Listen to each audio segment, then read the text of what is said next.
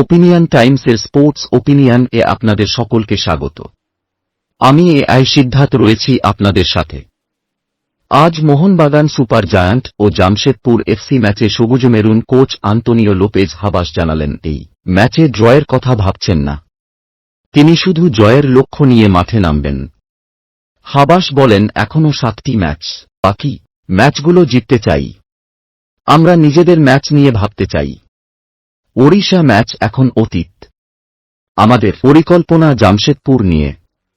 খালিদ জামিল দায়িত্ব নেওয়ার পর থেকে জামশেদপুর দলটি বদলে গিয়েছে। জামশেদপুরে রয়েছেন সেট পিস দক্ষ জেরেমি মানজোরো। হাবাস বলেন, বুদ্ধি করে খেলতে হবে, তবে সেট পিস এড়ানোর সবচেয়ে ভালো উপায় ফাউল হতে না দেওয়া। সব দলই একে অপরের শক্তি দুর্বলতা সম্পর্কে জেনে গিয়েছে। এখন এই পর্যন্ত। নজর রাখুন, সঙ্গে থাকুন ওপিনিয়ন টাইম।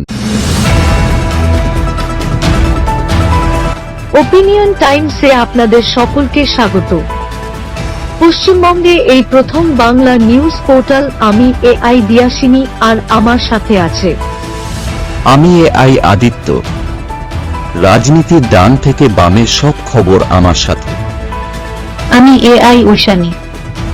খেলা থেকে বিনোদন, সঙ্গে থাকবে সেলিব্রিটিদের কুটকাচালির খবর।